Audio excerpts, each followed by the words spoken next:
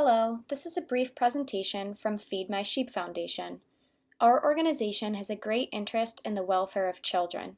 Therefore, we want to share a little about the current comprehensive sexuality education that is happening in schools, using the example of a book that is intended for children as young as 4 years old. This short presentation is intended for parents, grandparents, and anyone else that might be interested in understanding what is being taught to our children regarding sex and gender in schools. Sex ed has changed, and it now starts in kindergarten. What is being called Comprehensive Sexuality Education, or CSE, is not the classic sex ed where students were taught a facts-based program about puberty, how our bodies work, and how to prevent STDs. Rather, this is an agenda-driven program focused on incorporating sexual orientation and gender ideology into the classrooms of all grade levels. Supposed benefits of CSE include that it is both medically accurate and age-appropriate. Well, is it? Let's take a look at one example of a recommended book to determine that for ourselves. The book is called Who Are You? The Kid's Guide to Gender Identity by Brooke Pessin-Wedby and illustrated by Naomi Bardoff. This book was included as a recommendation for parents to read to their children as young as 4 years old in the 2018 California Health Education Framework. Based on parent and community reactions, this specific title was removed from the framework the following year, which shows that parent input and demonstrations can make a difference. However, the standards that it met and the recommendations to teach the concepts still remain. Unfortunately, you can see from the book's website, online reviews, and suggested lesson plans across the internet that this is still being taught in elementary schools across the country. To respect the author and illustrator and avoid any copyright infringements, we'll only be sharing a short selection of pages from this book. One page reads, "When babies are born, people ask, is it a boy or a girl? Babies can't talk, so grown-ups make a guess by looking at their bodies. Some people say there are only two genders, but there are really many genders. You are who you say you are because you know you best." The teacher is seen writing on the board, "I am," girl, boy, both, neither, just me, and very young children are going up to the board and pointing to neither and just me. This page reads, "And for some people there are more than just two choices. These are just a few words people use. Trans, genderqueer, non-binary, gender fluid, transgender, gender neutral, agender, neutrois, bigender, third gender, two-spirit, and there are even more words people are using to describe their experience. This is called the gender spectrum." Another page in the book tells kids what it means to be cisgender. Other pages explain that kids express themselves in many different ways and provides illustrations for children to point out the clothes or activities they like best. Another page explains that their identity can change from day to day. At the end of the book, there is a wheel where children are encouraged to indicate their sex, their gender identity, and their gender expression.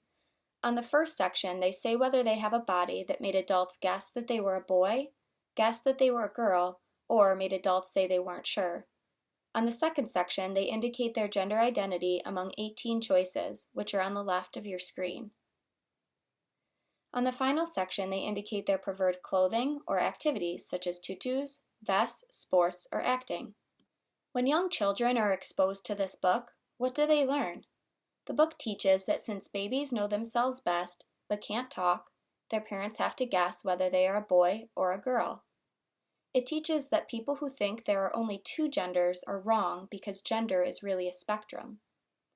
It teaches that preferred activities and clothing help to define gender, and gender can change from day to day. It encourages elementary-age children to focus on their gender identity and understand the relevant terms so they can select which fits them best. Unfortunately, teachers have backing for using this book. It helps them teach students learning standards right from the National Sexuality Education Standards. In 2016, the CDC reported that 41% of school districts were aligning with these standards.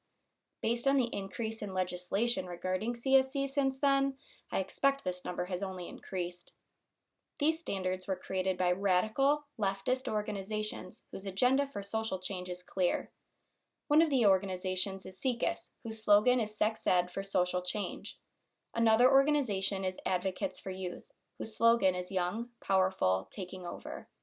As you can see, one of the standards for kindergarten through second grade is that children will be able to define gender, gender identity, and gender role stereotypes. Another is that they will discuss the range of ways people express their gender and how gender role stereotypes may limit behavior. Keep in mind, the NSES defined gender identity as how an individual identifies based on their internal understanding of their gender. Gender identities may include male, female, agender, androgynous, genderqueer, non-binary, transgender, and many others, or a combination thereof.